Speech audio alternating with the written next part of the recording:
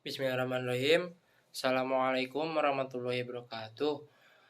Perkenalkan, nama saya Emri Donald Karim dari kelas 2 Penjas NPM 192191189. Di sini saya akan menyelesaikan mata kuliah telaah kurikulum Penjas, yang mana materi ini adalah menganalisis KI dan KD satuan pendidikan SMP, SMA, dan sederajat. Yang pertama ada analisis standar isi.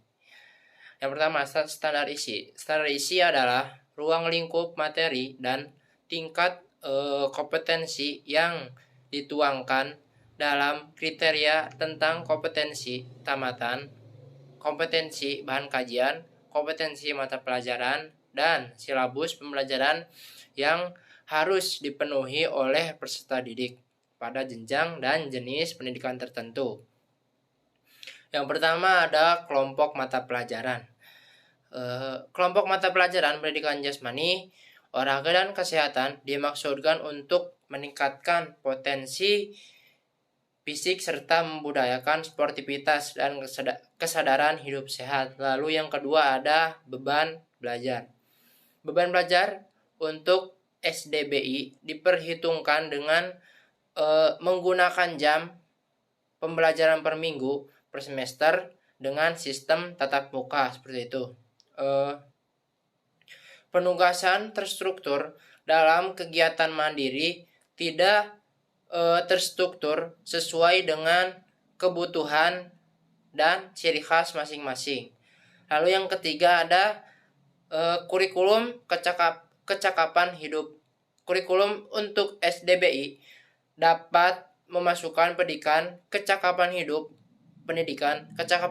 mencakup kecakapan pribadi, kecakapan sosial, kecakapan akademik, kecakapan vokasional, seperti itu.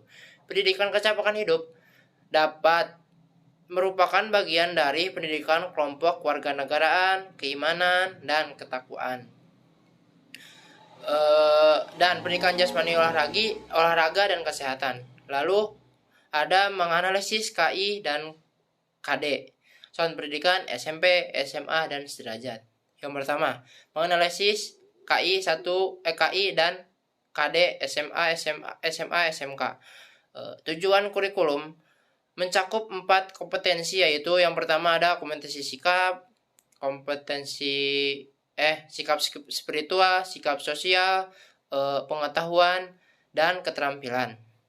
Kompetensi tersebut dicapai melalui proses pembelajaran intrakuler dan kokuler atau ekstrakurikuler. Rumusan kompetensi sikap spiritual yang menghayati dan mengamalkan ajaran agama yang dianut.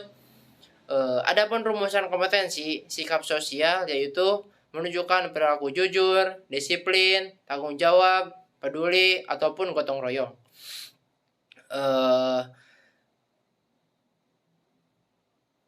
Sebagai bagian dari solusi atas berbagai permasalahan dalam berinteraksi secara efektif dengan lingkungan sosial dan alam, serta menempatkan diri sebagai cerminan bangsa dalam pergaulan dunia.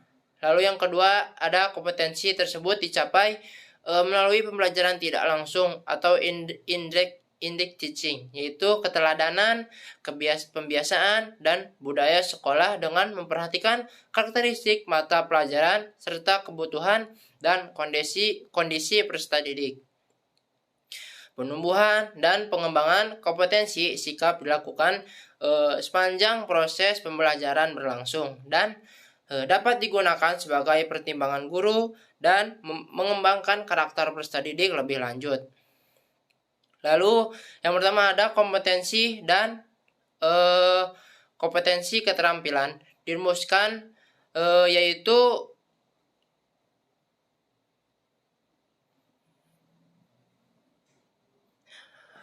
kompetensi inti 3 pengetahuan atau kompetensi inti. Yang pertama pengetahuan, kompetensi inti keterampilan. Memahami, menerapkan, menganalisis pengetahuan faktual, konseptual, prosedural, berdasarkan rasa ingin tahunya tentang ilmu pengetahuan, teknologi, seni budaya, dan humaniora dengan wawasan kemanusiaan, kebangsaan, kenegaraan, dan peradaban terkait penyebab, fenomena, dan kejadian serta menerapkan pengetahuan prosedural pada bidang kajian yang spesifik sesuai dengan bakat dan minatnya untuk mencegah masalah. Mengolah, menalar, dan menyaji dalam ranah konkret dan ranah abstrak terkait dengan pengembangan dari yang dipelajari di sekolah secara mandiri dan mampu menggunakan metode sesuai kaidah keilmuan,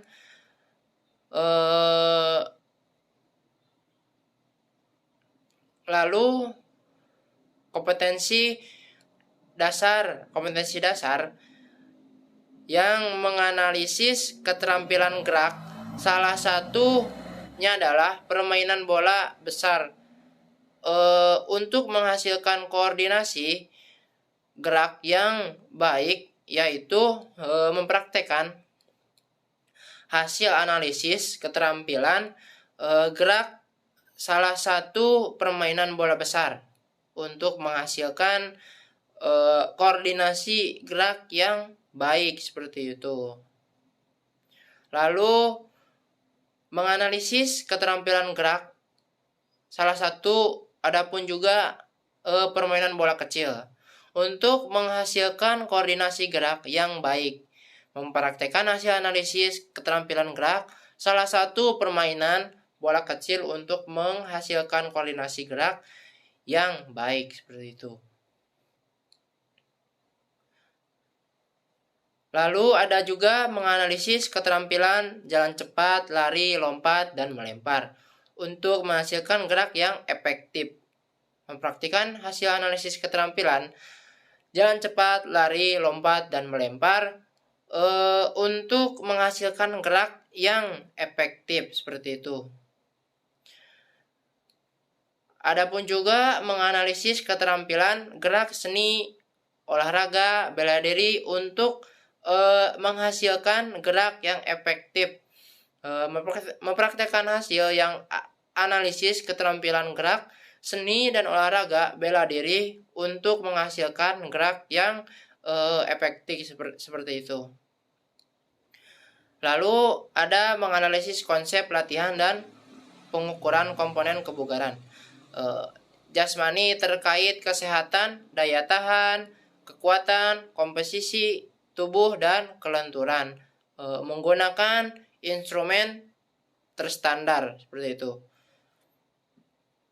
Mungkin itu saja yang bisa saya sampaikan. Terima kasih. Wassalamualaikum warahmatullahi wabarakatuh.